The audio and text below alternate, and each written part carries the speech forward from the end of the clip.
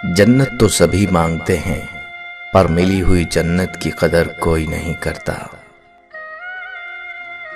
खुदा ने ये सिर्फ औरत को बख्शी है कि वो पागल भी हो जाए तो औलाद याद रहती है।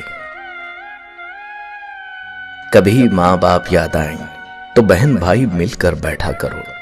किसी के चेहरे पर माँ मुस्कुराती नजर आएगी तो किसी के लहजे पर बाप।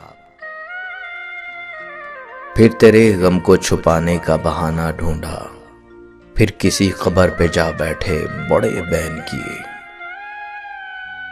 माँ एक ऐसी बैंक है जहां आप हर एहसास और दुख जमा कर सकते हैं। अपने वालिद से हम कलाम रहो, यूं वो बूढ़ा जवान रहता है। ममता की तारीफ ना पूछो, चिड़िया सांप से लड़ जाती है। आईना देखकर खुश हैं मेरी आंखें बेहद, आईना देखकर खुश हैं मेरी आंखें बेहद।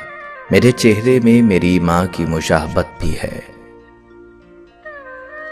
माँ से मोहब्बत करो, क्योंकि माँ की परेशानी देखकर अल्लाह ताला ने सफा मरवा को हज का रुकन बना दिया।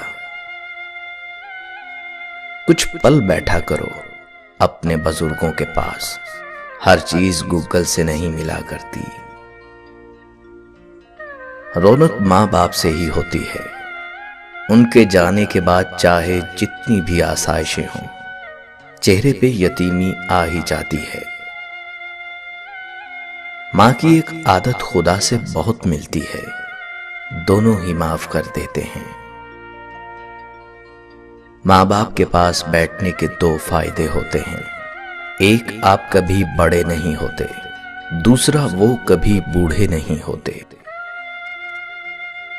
मैंने ममता को तब देखा जब उसकी मौत की चंद समातें बाकी थीं।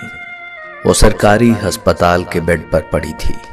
सांप ने काटा था, जहर चढ़ने से दांत गिर चुके थे। डॉक्टर आया तो करीब होने का इशारा किया। डॉक्टर ने जब कान करीब किया तो कहने लगी, सस्ता टीका लगाना, मेरे बेटे की जेब खाली है।